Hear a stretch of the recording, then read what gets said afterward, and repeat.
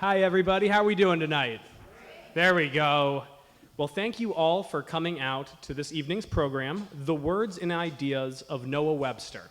This is going to be a conversation with Jennifer Matos and Joshua Kendall. My name is Charlie McMahon, and I serve as Pequot Library's Adult Programs Manager. Tonight, we are delving into our second event in conjunction with the library's current exhibition, Alphabets, Bedtime Stories, and Cautionary Tales, Children's Books and the Shaping of American Identity. Noah Webster is a name that many people recognize, but very few people understand. Most commonly associated with the dictionary, Noah Webster donned many caps: editor, scholar, reformer, and educator.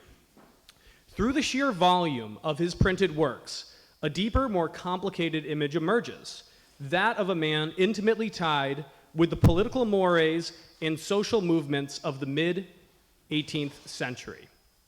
As featured in Pequot Library's special collections, texts such as Webster's An American Selection of Lessons in Reading and Speaking, published in 1789, and History of the United States, 1837, are unique in asserting an idiosyncratic and distinct American identity. These books weren't designed for academics studying at Yale and Harvard. Rather, they were intended to capture the minds of our newfound nation's youths. It is now my distinct pleasure to introduce this evening's speakers. Joshua Kendall is a language enthusiast and an award-winning freelance journalist whose work has appeared in such publications as the Boston Globe, the Wall Street Journal, and Psychology Today. The New York Times praised his book on Noah Webster, The Forgotten Founding Father, calling it an engaging, almost novel-like read. Jennifer Matos is the former executive director at the Noah Webster House and West Hartford Historical Society and current administrator of the Museum of Connecticut History in Hartford. She has over 2 decades of experience in the museum and nonprofit field. And just before we start, I'd like to give a few thank yous tonight. I'd like to give a big shout out to Connecticut Humanities for providing the support for programming like this. And I'd also like to say that these adult programs are all made possible through contributions from participants such as you guys, so thank you so much. I'd also like to thank our board member, Thomas Lawler, who is working our AV. You know what, let's just give him a round of applause right now because he's been so helpful. And I'd also like to give a huge thank you to Cecily Dyer, our special collections librarian, for setting everything up. So without further ado, I'd like to call Jennifer to the podium. Thank you all very much.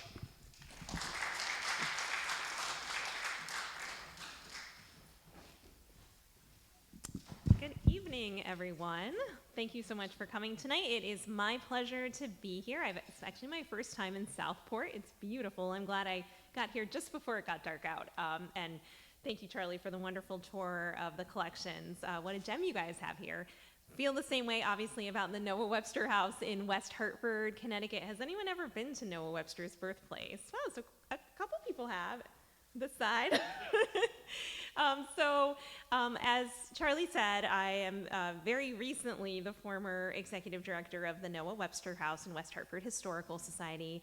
And I have a very special place in my heart for Noah Webster. I've worked there for about 13 years, and he really is truly a fascinating person in American history. And I think there are a lot of surprising contributions that he made to American history and American society in ways that still affect us today. So it's really an honor to be able to tell you a little bit more about Noah Webster and then to have a conversation with Josh, who really, I think is the foremost expert on Noah Webster, especially some of these really interesting things that he did that I think you'll find surprising. So I'm excited for our conversation. First, I just wanted to give you a little bit of an introduction to Noah Webster and his role in Connecticut. He is really one of the most significant figures in Connecticut history, and most people don't realize he was from West Hartford. The other thing I wanted to note is that he actually spent a lot of his life in New Haven. So we'll get to that in a second, but he certainly was very proud of his Connecticut heritage and really modeled a lot of what he thought the whole country should be after what he saw going on in Connecticut. So first I just wanted to give a shout out to my new place of employment, which is the Museum of Connecticut History. And have any of you ever been to the Museum of Connecticut History? Okay, so the same people. Okay. The Museum of Connecticut History is located within the Connecticut State Library, which you can see is this really beautiful Beaux-Arts building that is directly across the street from the state capitol. It is open to the public. It is free of charge. Within the state library is the Museum of Connecticut History, and we really have a very significant collection of objects related to the state's political, military, and industrial history. And I have our website up there, and also some flyers in the back and some pencils if you want to learn more about the museum. One of our direct connections to Noah Webster that I wanted to point out to you is actually the gentleman who's portrayed on the left-hand side. When you walk into the Museum of Connecticut History, it is called the Hall, Memorial Hall, and we have a Hall of Governors. So we actually have a portrait of every governor of Connecticut. We have about 73 portraits being displayed. So the most recent one being Daniel Malloy, the first one being one of the really the kind of colonial governors from England. This gentleman is a man named William W. Ellsworth, and his connection to Noah Webster is that he was actually Noah Webster's son-in-law.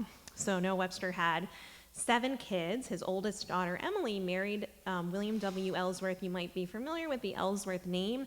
This is one of the sons of Oliver Ellsworth of Windsor, who was, I think he was the first Supreme Court Justice of the United States.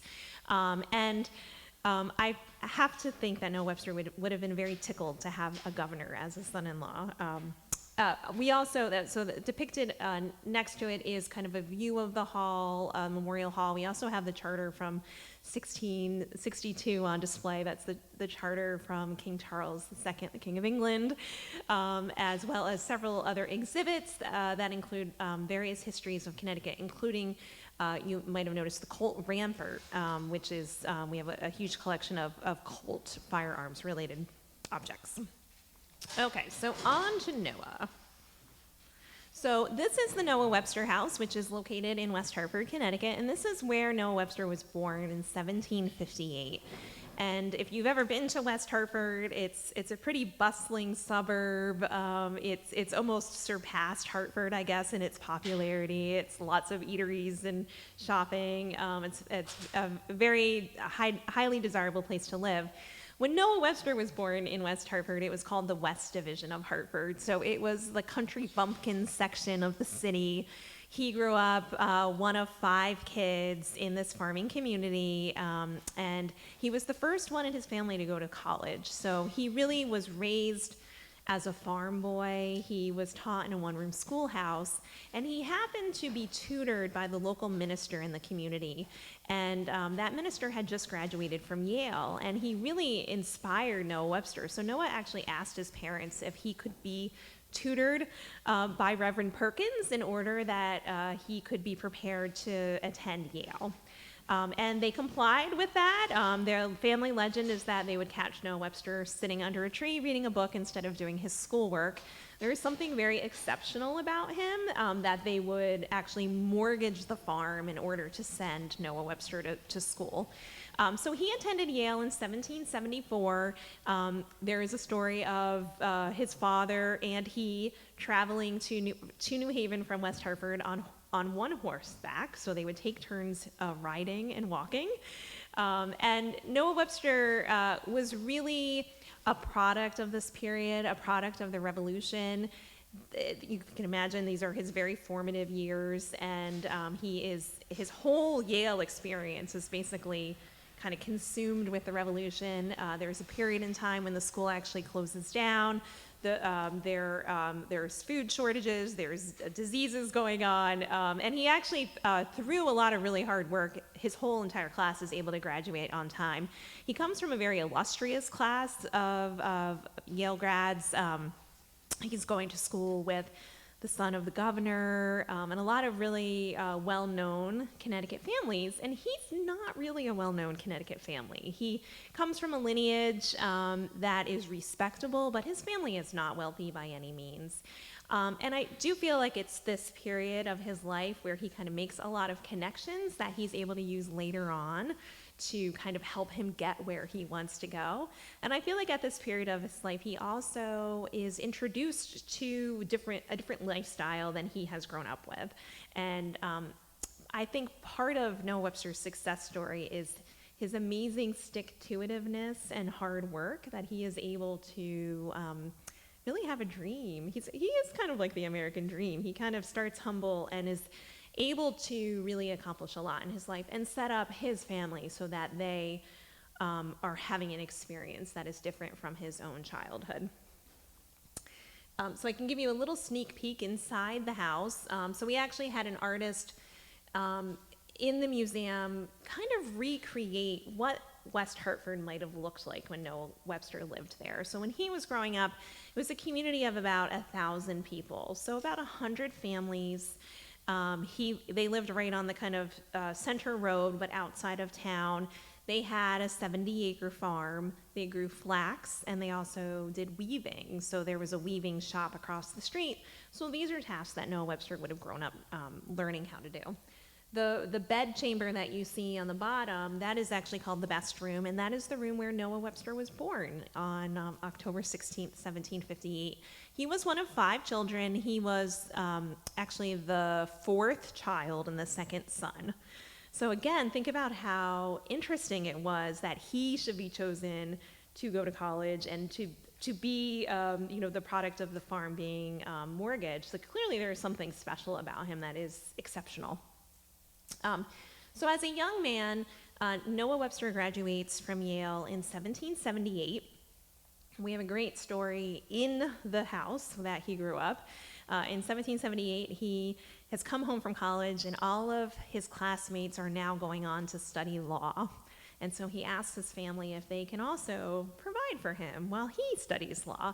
And his dad, who has already mortgaged the farm, says, "We've done all we can do for you." He hands him an $8 Continental bill and says, "Go find your way in the world."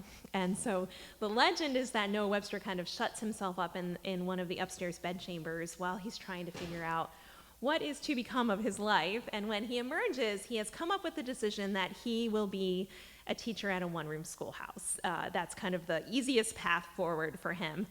And he doesn't realize it at that moment, but it really changes the trajectory of his life, because as the teacher of a one-room schoolhouse in Hartford, he realizes that it's 1778 and the one-room schoolhouses are still using books that were created in Great Britain. And we're still in the middle of the American Revolution, and he is a very fervent patriot and sees this as a problem. And not only sees it as a problem, but actually has the ambition and the initiative to say, I can do something to change this. And so he actually, that is the whole genesis of him writing what we would call today the Blueback Speller, which is a grammatical institute of the English language. And I know Josh and I are going to be talking a little bit more about that when we go up on stage. So I'm going to skip over the Blueback Speller, but that is what gets him started. And as he is thinking about language in the Blueback Speller, and we'll get into it a little bit more, but as a grammatical institute, it is designed to teach children how to read and write.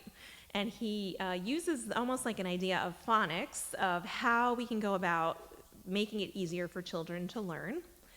But within the Blueback Speller, he also includes morals and some of the American history we would think of today. He kind of sets up George Washington as a hero, a national figure, and he kind of sets forth this idea of patriotism that we would very much identify with today. So if you can think about a time period when there is no concept of what it means to be American, and he's designing this school book so that millions of children will be able to learn the same things, how to be American, how to read and write as Americans, and that includes how to speak as Americans, right? So he was very interested in the differences between British English and American English, and really saw the Blueback Speller as a tool to be able to catch people when they were young and be able to say, don't do it this way anymore, now we do it this way as Americans. And so that really, I think, helps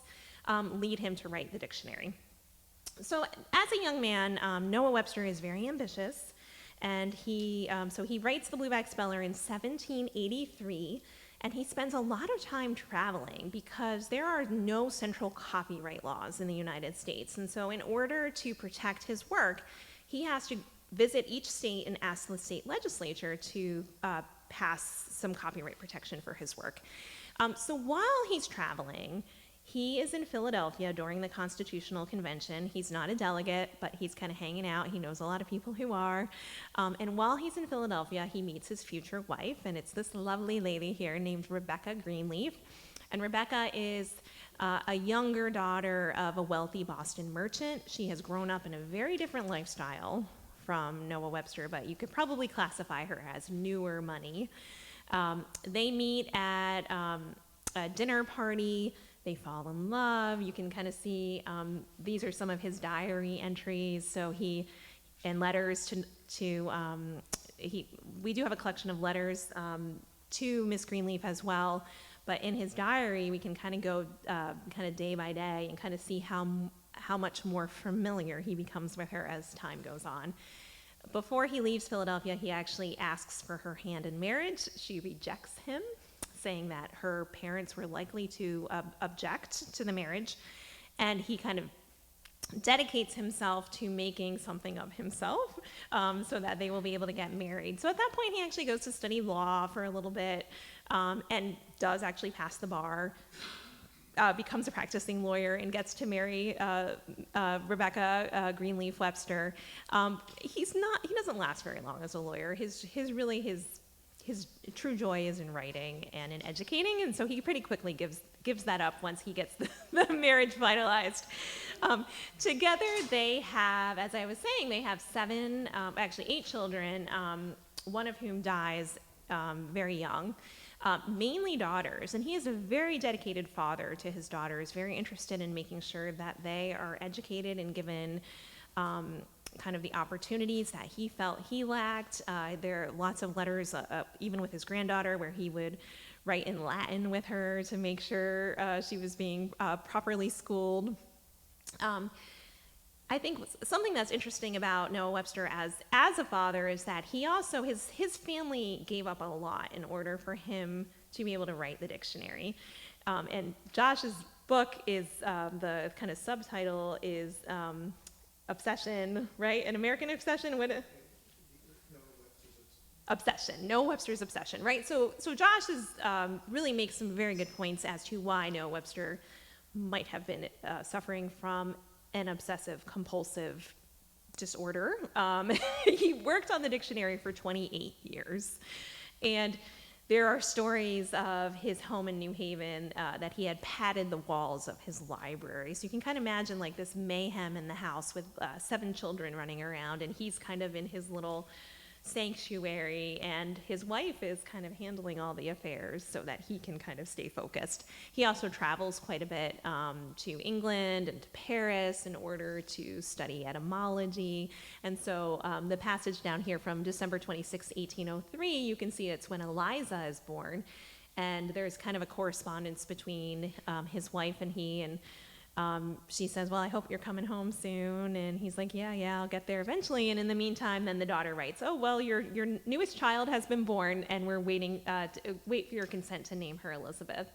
As I said, through his hard work and ambition, he is able to offer his children kind of a different level of social status than he grew up with.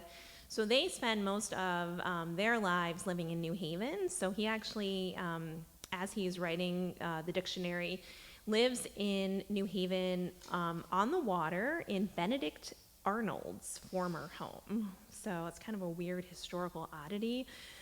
When the house was confiscated from Benedict Arnold, it was purchased by another lady, and then Noah Webster was the next owner of this house. Eventually, Noah Webster leaves New Haven for Amherst in order to kind of save some money. He's kind of been working on this dictionary that's not really, it's a long time coming. It's not resulting in any immediate financial gain, and he has a growing family. So in order to kind of support the family, he ends up leaving New Haven and moving to Amherst, where he can live a little bit more cheaply. He spends about 12 years there. While he's there, he founds Amherst Academy for his daughters, or as a means to educate his daughters. And then eventually he comes back to New Haven in order to kind of complete the dictionary. And the house that he built in New Haven, the reason why we don't associate Noah Webster with New Haven, even though he spent a good quantity of his life there, is because that house has been removed. It hasn't been destroyed. It's just been moved. So this was a house that was going to be torn down in the 1930s, and Henry Ford purchased the house and moved it to Michigan. So the house is now as part of the Greenfield Village in Dearborn, Michigan. And so it's a very interesting juxtaposition to Noah Webster's childhood home, which is very simple, a very simple farmhouse. And if you just Google Noah Webster's house in Greenfield Village, you'll see it's a very neoclassical house. It's much more refined, and certainly something that I think he would have been proud of. So it's when he's living in New Haven in Benedict Arnold's house that he kind of gets the idea to write a dictionary. And part of this, as we said, was him thinking about language and the difference between British English and American English. So he starts off with a very simple dictionary called a Compendious Dictionary of the English Language, which was published in 1806. It's a very short, it has about 40,000 words in it. I don't know if you can see any of the details in here, but the definitions are very simple. They don't have necessarily any etymology associated with it. So let's see, I'll try to read one to you. Rumor, verb. To report, to spread a report. So very, very simple. It was designed for the use of travelers and students, so it was purposely designed to be small. It was an abject failure. He came out with it and everyone was like, why have you wasted your time creating such nonsense? There's no point to this. And what a blow that must have been to him. He did, I think, spend about 6 years working on it before it was published. But he has such a resilient spirit, I think, that he kind of gathered up that criticism and said, well, I'm not done yet. I'm still working on it. And so he ends up spending the next 22 years perfecting his work. And the work that ultimately comes to be, is an American Dictionary of the English Language, which really has made him part of the American culture today in terms of Webster being synonymous with dictionary. Now, the American Dictionary of the English Language had 70,000 words in it. It was much more robust. It's 2 volumes, priced at about $20 in 1828, which was pretty steep. So really, again, designed for scholars and politicians. It is universally accepted and lauded as a wonderful achievement. So it's interesting in those 22 years that have transpassed how now everyone said, what took you so long? This is wonderful that we now have an American Dictionary of the English Language. And that's really the purpose of his dictionary. I have an excerpt from the preface where he really talks about how important it is if we as a country are going to succeed that we have a united American language that is different from a British English. And I love this latter quote on the bottom. I present it to my fellow citizens not with frigid indifference, but with my ardent wishes for their improvement and their happiness, and for the continued increase of the wealth, the learning, the moral and religious elevation of character, and the glory of my country. And so this becomes known as Webster's Dictionary. He edits it a few times in his lifespan. So this was published in 1828. He lives until 1843. When he dies in 1843, his heirs now own the dictionary, and a group or 2 enterprising brothers from Springfield, Massachusetts, come down to Hartford to talk to the family to purchase the copyright of this, and they are named Merriam, the Merriam brothers, George and Charles Merriam. And so they actually purchase the rights to the dictionary. They take all the excess stock. They don't really do anything to the dictionary except for sell it until the 1860s. And at that point, they actually hire a team of editors to revise the dictionary and to improve it, lower the cost, and put a lot of marketing money behind it. And so they really elevate the dictionary as a household product and have kept that Webster name going. So eventually they changed their company to Merriam-Webster, and that's who still publishes the dictionary today. So there's a little brief history on the history of our dictionary. And I think now Josh and I are going to go up to the stage and have more of a conversation about some of the other amazing things that Noah Webster did.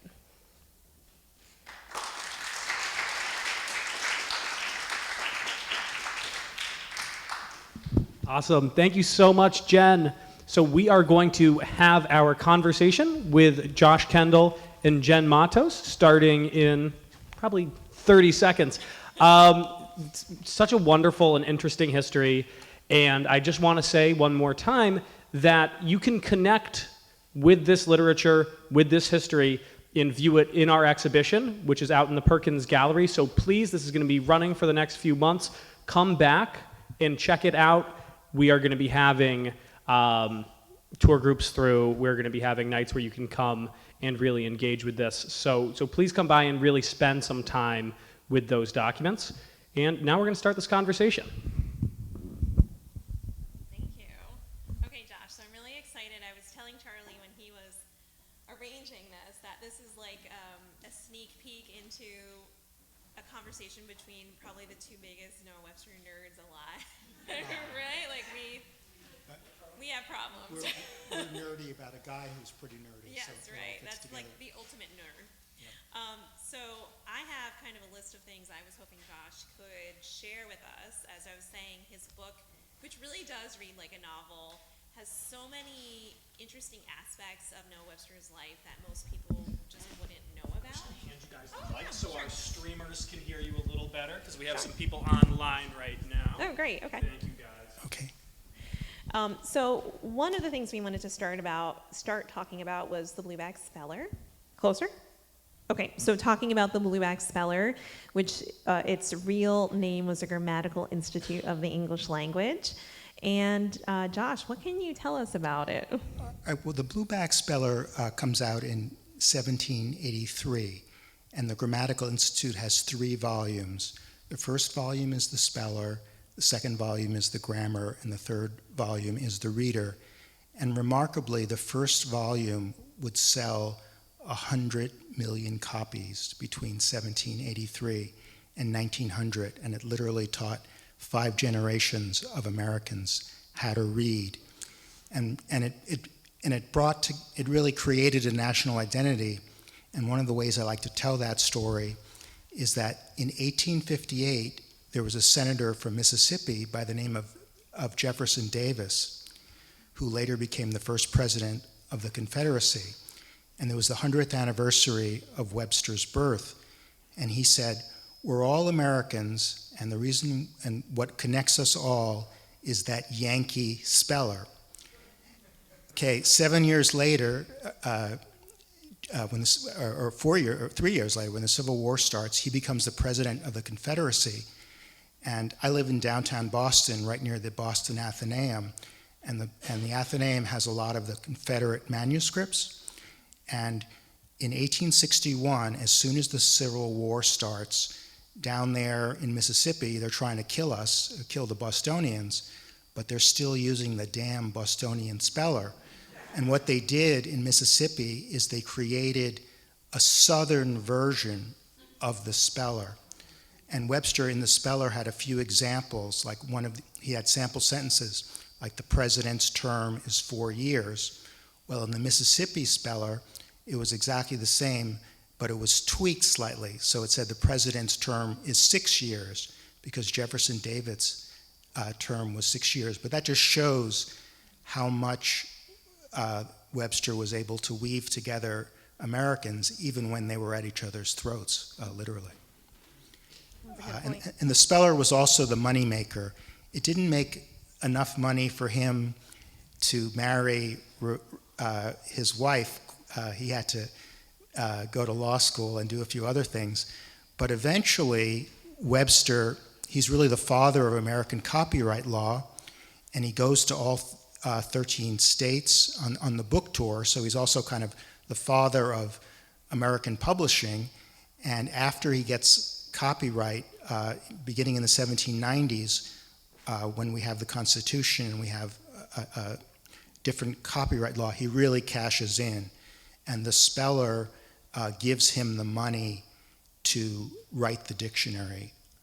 And one other money-making venture that he did, that there's so many accomplishments that it's easy to skip over one, is that in 1793 he goes to New York City and he edits New York City's first daily newspaper. So the New York Post, which is still around today, is Alexander Hamilton's paper that was started in 1801, and that was the competitor to Webster's paper, the American Minerva, which starts in 1793. It was every day, and then Webster makes a lot of money in those 5 years. So between the speller and the paper, he sells it in 1798, and then he moves into Benedict Arnold's house. It was kind of like moving into Bernie Madoff's house. He got a good deal because it had sort of bad vibes, but Webster didn't care because he got the good deal. Well, and he talks about that house as it had a beautiful garden. One of the things he carries with him from his time in the West Division is that kind of love of gardening and farming, and he was then kind of a hobbyist.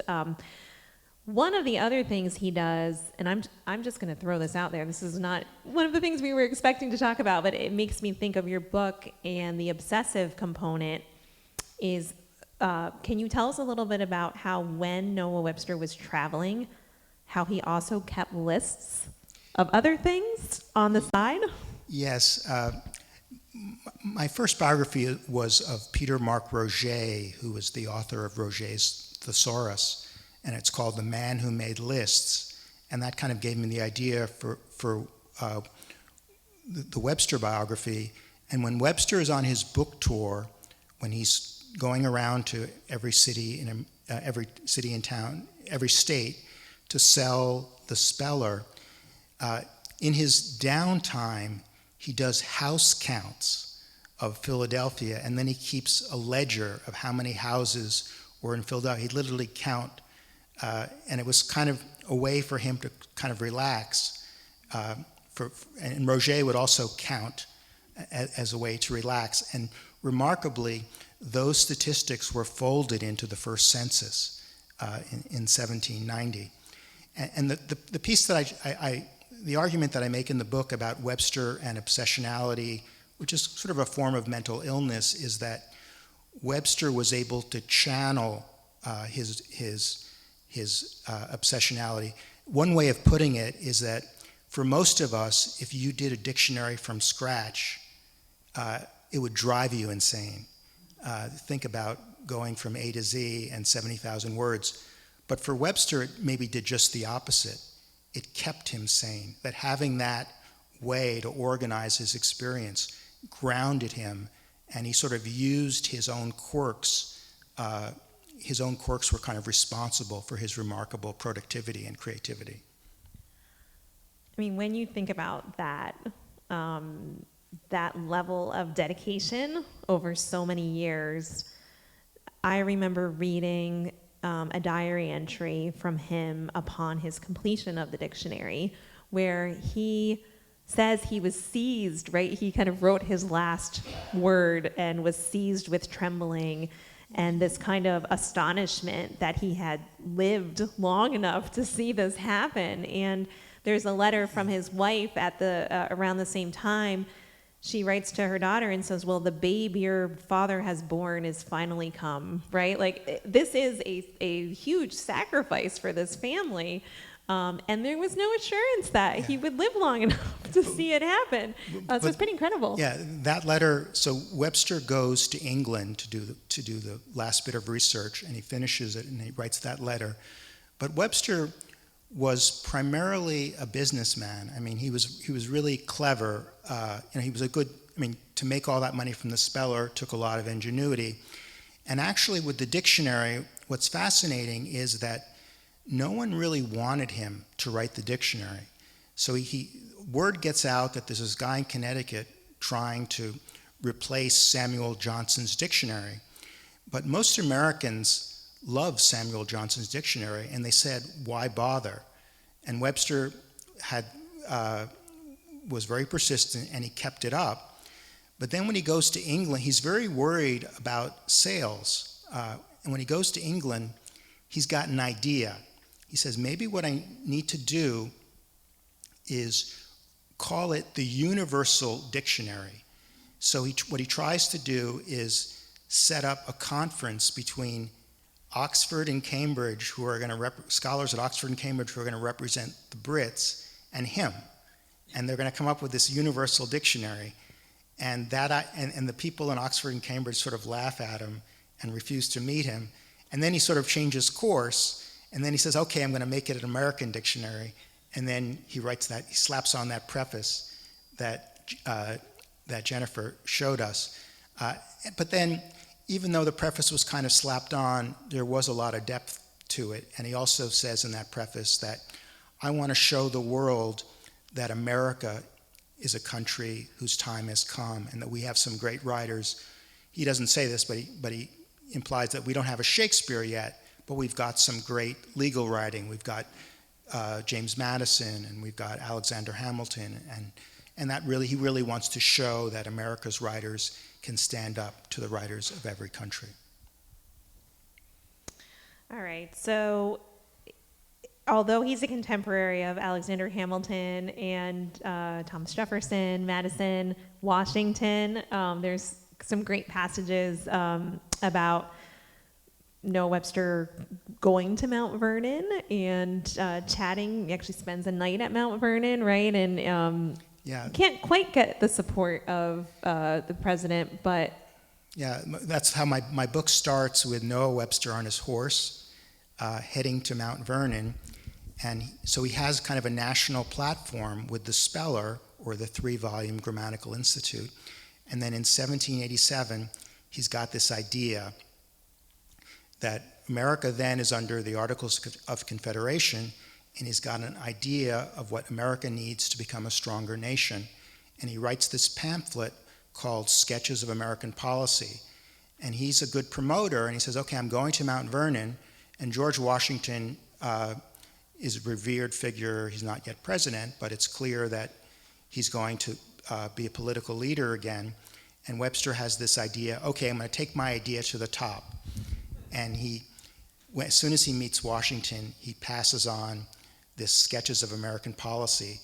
And as I was just saying in the reception earlier, what was so exciting for me in my research is that the Boston Athenaeum, right where I live in Beacon Hill, actually has George Washington's paper, all of his books. So I could touch the very pamphlet that Webster handed to Washington. And Washington was not a policy guy. He was a very good delegator. So he takes Webster's pamphlet and said, this looks very interesting, and I'm going to give it to my policy guy, my Virginia buddy, James Madison. And there's a strong argument of constitutional historians that some of Webster's ideas made it into the Constitution, and one of his ideas was that America needed a strong leader, we needed a president. And again, what Webster's always trying to do, as Jennifer alluded to, is make America as beautiful and rational as Connecticut. And he said, Connecticut's got a governor, and that works pretty well, so maybe America needs a president who could be like Connecticut's governor and be a national leader. Well, I mean, that's interesting you bring that up, because we are called the Constitution State, and part of that is because of the fundamental orders that are on display at the Museum of Connecticut History from 1639, I think, right? And they kind of set forth the idea of a constitutional democracy. And that's something that Noah Webster, was aware of and very proud of as our home state. And also, I think his idea of American language is that all Americans should speak just the way they speak in Connecticut. I mean, I think he was trying to universalize Connecticut English, because there were a lot of differences in dialects, and whenever it push come to shove, he liked the Connecticut version. Yes, he really was a strong supporter of Connecticut and New England in general. Now, about the Sketches of American Policy, which we have on the screen behind us, there's at least the cover sheet of it. So this was written in 1785, and there were kind of two different things he kind of wrote around this time, and I'm trying to remember. One of them was actually at the behest of one of the delegates of the Constitutional Convention. So he was known as somebody who was a writer of the people, and there was an idea that if he were to write a pamphlet about the Constitution, that it would maybe be more accessible to people. Is that right? Right. So during the Constitutional Convention, as you said, he was there as a journalist, but one night George Washington kind of knocks on his hotel room door, and he's sort of talking to all the movers and shakers, and then as soon as the Constitution is passed, it's passed by the delegates, but then it has to be ratified.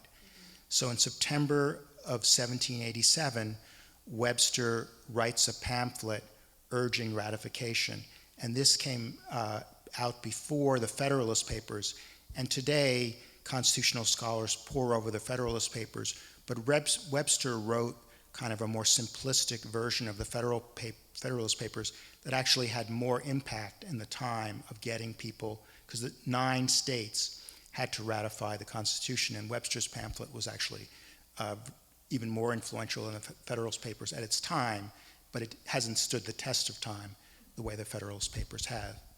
Yeah, I mean, it's interesting because he's not known as a politician in any way, and some of that he was involved in some politics in Connecticut, but was a very shall we say abrasive personality. He was very strong opinioned and not afraid of speaking as he thought, and so he made some enemies, and that's one reason why he was not named a delegate of the Constitutional Convention. But yet at the same time, he is developing a reputation as a writer, an educator, someone who has effectively expressed ideas. So I think what a compliment that he was invited to write that. And of course, that's not something anybody knows about. And also in the newspaper, in those days, newspapers are kind of coming back to where we were in the 1790s, and Webster wrote a lot of the newspaper himself, and he actually even wrote like a Dear Abby column with people having problems with romance, and he would give suggestions all under a pseudonym to sort of come up with this copy to fill up the space. So he also had kind of a common touch in his writing, and he also wrote something called The Prompter, which was a series of tales, kind of like a Benjamin Franklin. So we think of him as just this pure word nerd, but he had various other sides, and some of them could be very charming. So I remember reading about that. When Noah Webster is the editor of this newspaper, he is maybe working harder than he's ever worked in his life, right? He has like 2 little kids, and they're living in New York City, and he is just working day and night to keep this paper going because he is the only editor, and he's trying to come up with all this content. And he gets to a point where he kind of burns himself out, right? And there's also something else that's going on in New York, and that's another part of his legacy, is that, and I wrote a piece for Time magazine a few years ago when the pandemic hit us, that there was this yellow fever in the 1790s when Webster was the editor of the American Minerva, the name of that paper, and New Yorkers were just dying, just similar to the pandemic, except the numbers were really frightening. I mean, Philadelphia lost like 10%, it literally decimated in a few months in 1793. And Webster uses his paper to start a scientific survey about what might be causing the pandemic, and then he writes a whole history. He calls it a brief history of pestilential diseases, and for Webster, brief is 500 pages. And public health researchers have commented on that even though he didn't really understand the cause, it turned out to be caused by mosquitoes. It was just extremely thorough, and it was sort of the beginning of what we might be called today sort of evidence-based epidemiology. So that's another kind of legacy of Webster's that you don't usually associate with him. And that's why Howard Lamar, the former president of Yale, Howard is a historian of the American West, and the course that he taught at Yale was called Cowboys and Indians. He's an American and then he corrected it to cow persons and Native Americans. Anyhow, Howard calls Webster a kind of multiple founding father, and you have this sense in which he's really, in journalism, in publishing, obviously in lexicography, but also in epidemiology and in public health. And we haven't even got to the climate change. Well, we have that right behind us. So why don't you tell Okay. us a little bit about the there's the supposed LC. change of temperature in winter, which is also a really Yeah. timely topic. So Webster and Thomas Jefferson were on the opposite side of everything. Webster was associated with the Federalist Party of John Adams, who was Jefferson's bitter enemy. And they also were on the opposite sides of climate change. And so they were thinking about it in the late 18th century. And Jefferson was also a bit of an obsessive. And I wrote a book chapter on him in a book called America's Obsessives. And he was also brilliant, but he loved to, like Webster, he loved to keep factoids, and he loved to keep a temperature diary. And he looked at his temperature diary, and he made these kind of sweeping claims that there was global warming in the 18th century, that the temperature just wasn't what it was like 50 years earlier. And Webster, again, Webster points out, he starts like quoting the Latin authors on climate change. He's trying to sort of come up with a methodology, but he ends up just doing a kind of empirical deconstruction of Jefferson and saying that Jefferson's conclusions don't quite hold water. And again, neither Jefferson nor Webster, their conclusions weren't that interesting. But again, what's so interesting about that paper that Webster wrote is that he's really bequeathing a methodology of how to look at these problems through a scientific lens. And that's what's so interesting, is that his achievement extends not just to words, but also to science. And that's also a big difference between the American dictionary and Webster's dictionary, because Samuel Johnson, the British dictionary coming out in 1784, Johnson was a literary man, so he'd be quoting Shakespeare all the time. But Webster really approaches lexicography like a scientist. And he also adds a lot of scientific terms in the dictionary. And that's sort of America, and that's kind of what distinguishes America. I mean, to this day, we're the tech country. The iPhone and all that stuff happens here. And Webster was kind of capturing that in the late 18th century. Do you think part of Noah Webster's legacy problem is that he was involved in so many things that it's interesting to me? You think, I guess the dictionary sticks, right? We got the Webster's name, but all these other things are a pretty big deal. And I feel like we would be impressed if he had done one of those things, and yet he's done so many. And how do all those things kind of stack up, I guess, against the dictionary, which bears his name? Yeah, I guess Webster was very, very well known, and when he dies, he's up there with Washington and Columbus as sort of America's trinity, the three founders. Then by 1900, when the Speller goes out of print, Ambrose Pierce, the satirist, writes this satirical dictionary and says, "Hell is where Noah Webster lives." And that's when and I think part of it was this kind of crotchetiness. Jill Lepore, the Harvard historian, once wrote an article about Noah Webster where she said, "He was no Joseph Stalin." She's trying to talk about his character. And if you have to say he was no Joseph Stalin, you know that he doesn't have a warm and fuzzy side.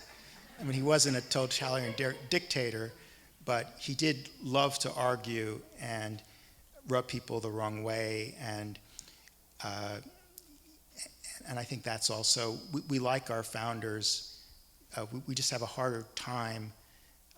We want our founders to be a little bit better behaved than Webster.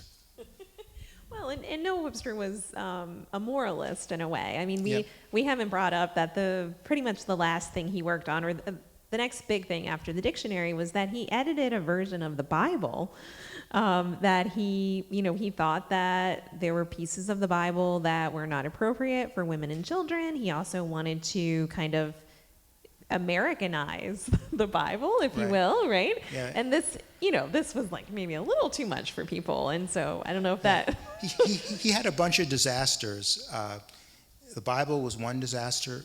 Another disaster that he had that's not well known is that he, with the 1828 dictionary, he wanted to incorporate etymology, but he didn't really follow. The real etymology was coming out of Germany, and he really didn't follow it very carefully, and he kind of invented his own etymology. And in the New York Public Library, he's got a 500-page manuscript of like Webster's etymology, and he wanted to stick it into the dictionary, and his publisher was aghast. But there are some crazy etymologies in the 1828 dictionary. So in 1864, after his death, the Merriam brothers, as Jennifer was saying, want to make a dictionary that's going to sell. So they cleaned up the etymologies and using the correct German etymologies. And another thing about that 1864 dictionary that I like to say, and I wrote an article about this in the Nation magazine, is that 1864 dictionary was really the model for the Oxford English Dictionary. I spoke with an archivist in Oxford who told me that he once saw James Murray. James Murray was the first editor of the OED. James Murray's copy of Webster's 1864 dictionary, and it was pulverized, that James Murray was looking at it so carefully.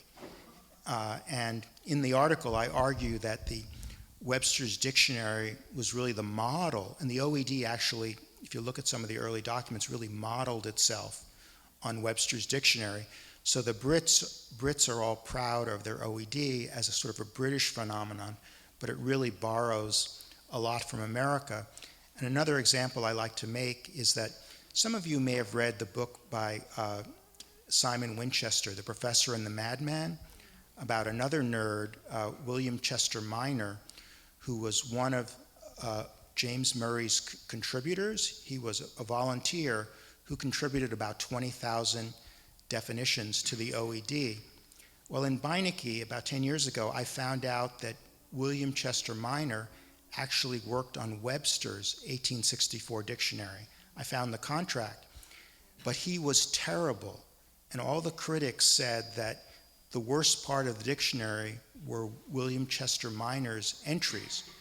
And William Chester Minor later went to Britain, where he murdered someone, and the Professor and the Madman, he's in a mental hospital, and he's working on all these definitions, which James Murray loved. And the point I like to make it is that a guy who was one of America's worst lexicographers was the heart and soul of the OED. So our reject became the star of the OED. And I like to use that as an example about how good American lexicography was, thanks to Webster, and that's often not appreciated because the Brits think that their OED is, heads and, much, much better than ours, but it's really, they have a lot to, it's really very dependent on our work here in America, in New Haven. Well, I'm really glad you brought up the 1864 dictionary, because the Merriam brothers needed to do something in order to kind of make the dictionary more valid in terms of the faulty etymology. And the other thing that's really interesting about Webster's 1828 dictionary, I mean, first of all, it's like this Herculean effort on his part. One man writing a dictionary for 28 years by hand. Some of the etymology is flawed.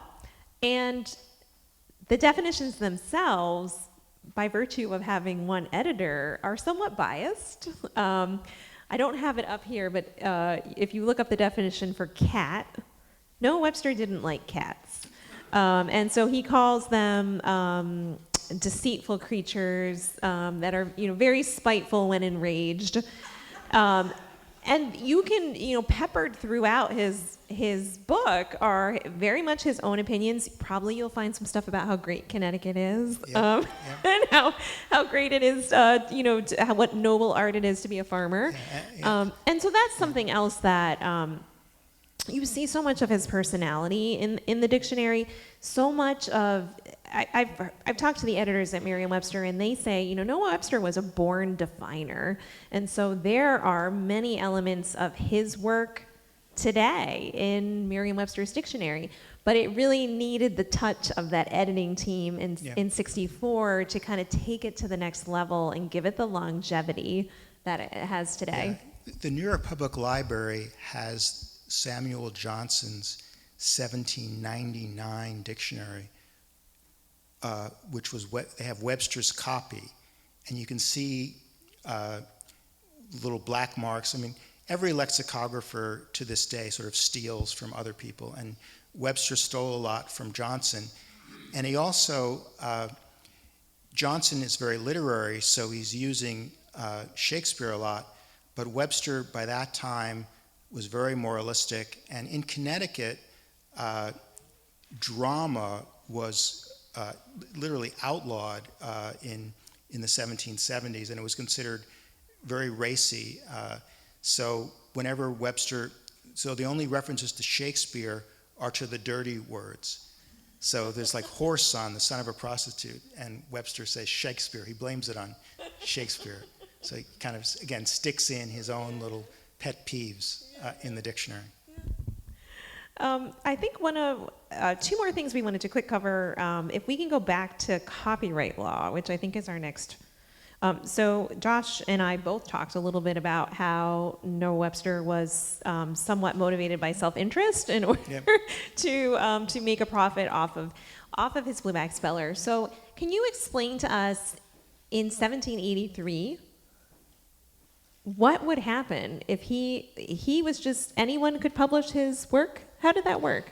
Yeah, I mean, basically, there was no copyright law, and then also with the dictionary, he tries to get an extension of copyright law for the dictionary in 1828 to provide for his family if he were to die, and he's always kind of networking, and he tries to, I remember there's a letter to John Marshall, the Chief Justice of the Supreme Court, where he's talking about how can I rejigger copyright law, and he sort of, again, just like he's talking to Washington in 1785, he goes to the top and tries to, but I think he ends up rejiggering copyright law so that his wife is protected in the 1830s. I remember reading about this in his diary and maybe letters. So he kind of gets the first copyright law started in the 1790s. Yeah, in the 1790s when the Constitution is passed and it's federal copyright law. But then he's responsible for kind of the extension of the copyright law that extends the period of time. It's always related to his own publications. Exactly. And he even pulls some strings with that other Webster, Daniel Webster, who is not really related to him, but they're distant cousins. Distant cousins, and so there's some letter. But he writes Daniel and says, "Can you help me too?" Yeah. Can you help your family member out? Yeah. I think our very last slide was a little the sculpture of Noah Webster at Amherst College. Oh, the toga. Yeah. Do you want to tell us a little bit about Noah Webster's time in Amherst and kind of how this happened? Right. So as you said, he left New Haven because the dictionary is taking a long time, and he's basically living off royalties. So he initially, I found out that he wants to bring a college to Amherst where he's living, and his first idea was to steal Williams College, and he almost did it, but then he gave up, and then he decided to start his own college in Amherst, and he's very involved. And I guess, and Thomas Jefferson, with UVA, he's very involved in the curriculum and setting it up. And also Amherst Academy was a private school where his granddaughter grows up in Amherst, and his granddaughter goes to school with Emily Dickinson in Amherst. And one of the highlights of my research, I just love looking, touching the George Washington book, was at Harvard's Houghton Library. They have Emily Dickinson's personal copy of Webster's 1840. So one of the last versions of the 1828 dictionary is reprinted a couple of times before his death, so it's about 1840, and they have Emily Dickinson's copy, and it has her father's name, Edward Dickinson.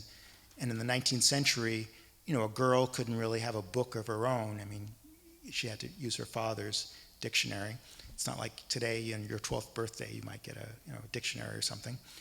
And that she referred to the dictionary as her sole companion. But it's S-O-L-E, but it could also be S-O-U-L. I mean, she loved the dictionary. And the one that I saw at Harvard at the Houghton Library, like James Murray, I mean, it wasn't pulverized, but you could see that this woman, went through every page, and the foredge is kind of worn down because Emily Dickinson was communing with her sole companion. So the Websters lived next to the Dickinsons in Amherst. So I think it was Emily Dickinson's grandfather and Noah Webster who kind of start Amherst College. I love that connection. Because we don't think of Noah Webster as a Mark Twain or an Emily Dickinson, right? He's not known as a literary person. He's known as a lexicographer. But I think it's such a great point that the dictionary provided inspiration to this whole generation, now multiple generations of authors. And we do, you do have her saying her sole companion, and Mark Twain talking about how important the dictionary is to him. And I had the privilege of meeting the executive director of the Samuel Johnson House in London, and they're in a very similar situation to Noah Webster House in West Hartford, because their museum's down the street from Charles Dickens' house, just like the Noah Webster House is down the street from the Mark Twain house, right? And nobody wants to go see the lexicographer's house. We all want to go see these literary, wonderful writers. But, if there wasn't a dictionary, would these authors have had the access for inspiration that made them so successful?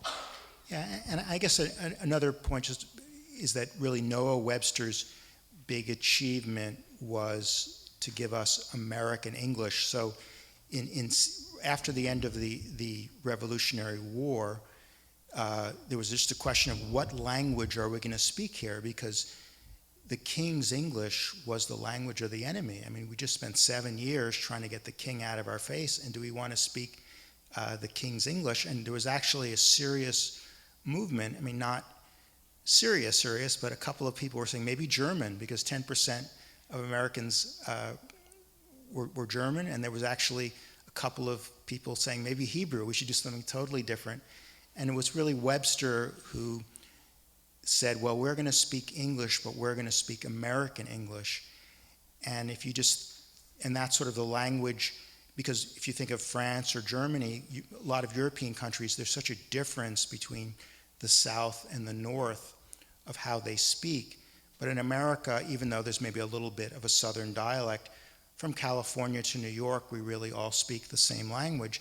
And especially now that American English is sort of the language of business, it's almost as if Webster has united the whole world in a certain sense with a language. And so it's just remarkable, out of all that obsessionality, some amazing achievements have arisen. So as we close out our conversation, Josh and I started this evening together before this started, kind of talking about the ebb and flow of Noah Webster's popularity. I don't know if you heard this, but this week Governor Lamont actually has a few suggestions for the legislature to vote on, and one of them is a proposal to change the state hero to Noah Webster, which is pretty exciting. From Nathan Hale. From Nathan Hale, right. And I don't know if that's really going to happen, but Josh made the comment that, well, this has kind of happened throughout history where Noah Webster has kind of risen and fallen. So do you want to tell us a little bit about kind of where he's gone and how he's kind of lost popularity and gained it again? Yeah, I think, as I said, when the Speller went out in the Ambrose Bierce, but I think there's I think we're very proud of our the American language and dictionary making, and I think it's through the dictionary that he's kind of come back in the last 20 or 30 years. But I'm surprised because some of these other achievements aren't as well known. So I have to give you some kudos for that, because apparently didn't you host the governor? I did host the governor. So maybe you're pulling a Noah Webster, lobbying, hobnobbing with the right people. He's trained me well. With the right people to make change. Yeah, well, thank you so much. This has been so interesting to talk. We could just keep going, but I think we want to open it up to questions, right? So we will gladly take any questions that you may have, and maybe we'll pass the mics. I'm going to steal one of the mics, and I can kind of be the little facilitator right now. Guys, can we get a big round of applause for our panelists? That was absolutely fantastic. And so just before we go to our question and answer section, I'm going to make some, you're going to have to hear me for a little bit more, but I'm just going to plug a few more exhibition-related events that we have. On March 30th, we have the New England Primer. This is going to be a streaming event with Kyle Roberts and Laura Wasowitz. They are going to be discussing the influence of the New England Primer, and please come by either in person or online to check that out. And so without further ado, if anyone has any questions, please throw your hands up. Did Noah Webster ever meet Tom Paine? I don't remember seeing that in his diary. Wasn't Tom? Yeah. I don't remember ever seeing that. So the question, I can repeat it. So did Noah Webster ever meet Thomas Paine? Was there any influence from Thomas Paine, or had they interacted or met before? Yeah, I don't recall seeing a personal meeting. No. Gotcha. All right, next question. I'm going to turn this off. When I read Master, Slave, Husband, Wife, Noah Webster was in it. It's about a runaway slave couple, and they get into the Northeast in the Free States, but the Dred Scott decision is still a law. He is adamantly, obsessively trying to get citizens arrested who will help runaway slaves. What aspect of this did you ever come across? Webster himself was doing that? Yes, he's in this book. It was on the front page of the New York Times Sunday book review around a month ago, this book, so I read it. Yeah, and because Webster starts out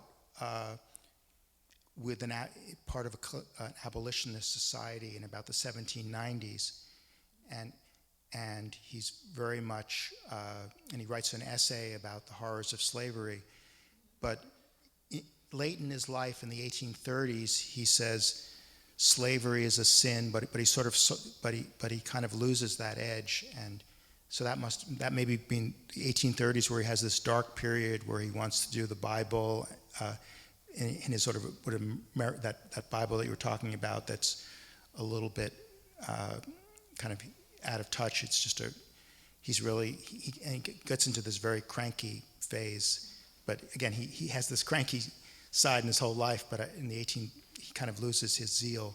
But he had it as a young man. He was very much a part of these abolitionist societies. Yeah, I'm surprised by that, and I'm going to look it up because I want to know about that. He is very influenced by Benjamin Franklin. So when he's in Philadelphia for the Constitutional Convention, he meets with Benjamin Franklin. Benjamin Franklin has started the Pennsylvania Abolition Society, and so Noah Webster kind of several years later actually helps found this abolitionist society in Connecticut, the Connecticut Society for the Promotion of Freedom. So that is really surprising to hear. The book almost said his point was he was afraid of civil war. Yes. And he wanted the South to know we would send back runaway slaves and we would arrest our citizens. That was his argument. I think that was a common argument. I'm not justifying, but the argument was this this is what the South is doing, and I don't like it, but I don't want to start civil war because of it. That's the argument, and that was sort of the softening, where in the 1790s he was much more adamant, and then he takes this position, which was common at the time, which, okay, it's a sin, I don't like it, but I don't want to start shooting because of it. But he was obsessive about getting citizens arrested. Yeah, that's part of it, to sort of placate the South so we don't piss them off and start killing each other. Yep. Here, I can bring you the mic just so we can hear it online. We're gonna just do it for the people at home. I don't know if you already I don't think you mentioned this, but it's probably in the book. How do words actually make the cut to get into a dictionary? It could have been, in Noah's day, which obviously was an arduous task, up to today. How do we determine what words should be in there? Well, for the 1828, it was one man, and Noah actually had one assistant, and he fired him because he couldn't get along. But was there some kind of guidelines? I mean, he would do a lot of reading, and we know what he read, and there's a long kind of debate in lexicography between prescriptive and descriptive. And what Noah Webster's view was that if people used it, in other words, if people used a term, it should go in the dictionary. And that has caught on in the Merriam-Webster version, and most famously in the 1961 version, where they put the word ain't in the dictionary. And they decided, well, people are using it, so it should go in the dictionary. And in my biography, when I talk about the aftermath of Webster's dictionary, I bought a cartoon from the New Yorker from 1961 where a secretary from Merriam-Webster picks up the phone, and the editor of the 61 dictionary was a guy named Dr. Gove, and she said, "Good morning, Dr. Gove ain't in," as the way everyone was talking about. It's just this question that, for Webster's view, and this was the Merriam-Webster, is that if someone uses a word, we should just codify it because it's, and then the prescriptive is one. People say, we should make language should be a certain way, and if it's sloppy, let's not use it. So that was sort of his take. Well, I'm thinking about one of the criticisms of the 1806 dictionary was that he did include common words in there. I know one he had in there was the word crock, C-R-O-C-K. And critics said, why would we need a definition for that? Everyone knows what a crock is, and he did contest that, and that's something that Merriam-Webster still uses today.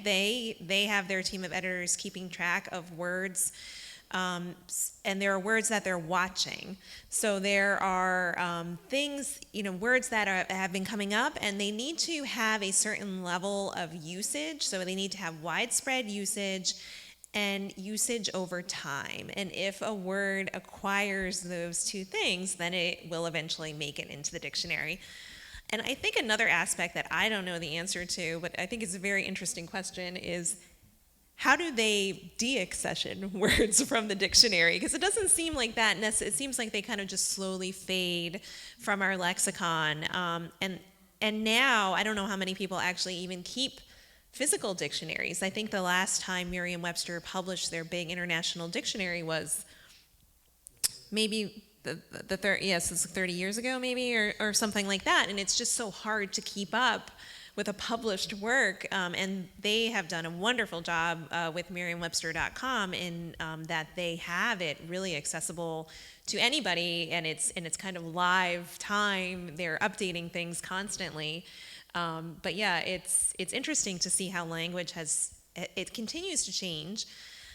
And I think that's a good thing, and something that Noah Webster very much believed when he wrote the dictionary. He considered it to be a living language, and that it ought to reflect how language was actually being used. And because of that nature, it is always going to change.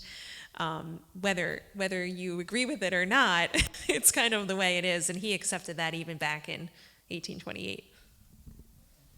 Just one point about the compendious dictionary. It's just funny that there was a first dictionary of American English before the Compendious Dictionary, and it happened to be written by a Connecticut schoolmaster whose name was Samuel Johnson Jr. And it had no relation, but it's just kind of funny that Webster replaces Johnson with the Compendious Dictionary and then replaces Johnson, the literary Johnson, in 1828. All right, guys, we're going to take one more question. I saw a hand. You are the last one, sir. Thank you. I read your book, and I really enjoyed it, so thank you for that. In reading it, my impression was that even though he was more educated and had greater experience, the accuracy of some of his interpretations started to slip.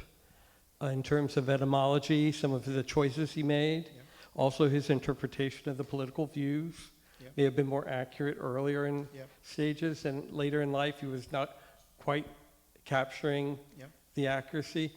Do you concur with that? And if so, why do you think that happened?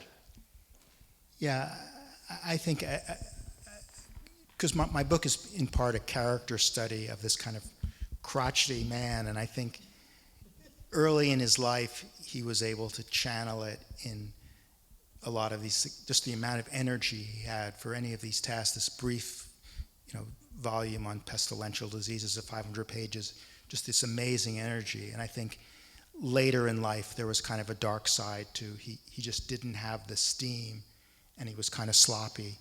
So it's kind of like, it started to work against him, this cantankerous side, and he was very argumentative, and he didn't really have a good case to make for some of the work in the 1830s. So in talking to the former president of Merriam-Webster, his name's John Morse, he's always said to me that although the 1806 dictionary was not really widely received, it was his most pure work in that he wasn't as influenced by religion. By the time he writes the American Dictionary of the English Language, you may remember that one of his children has died very young. And so it's around this time that Noah Webster kind of goes through the Second Great Awakening, where he kind of has, he's brought up as a Congregationalist, but he kind of experiences kind of a more radical religious conversion. And that might have been where things start to turn for him, just in terms of his conservatism. And what we were talking about with his views on abolition and freedom, and he just seems like that is certainly some kind of turning point in his life where his thought process has changed. I don't know if you agree with that. That's sort of consistent with what I'm saying. He just becomes, rather than, it's not his Christian faith that we're criticizing, but he just becomes extremely judgmental, and everything has to be a certain way. And if it's not that way, it's evil or something. And I think that's the piece. It's not the Christianity which is moving. It's the judgmentalism of the. And I think it's just in general, he just gets very dark. I think last 10 or 15 years of his life. And on that happy note. All right, yeah, no, so he gets sad, and that's where we're ending. Okay, guys. Well, thank you so much for coming. It was wonderful seeing everyone, and if you'd like to hang out and talk for a little bit, we have snacks and drinks in the back. Thank you so much for coming tonight, guys.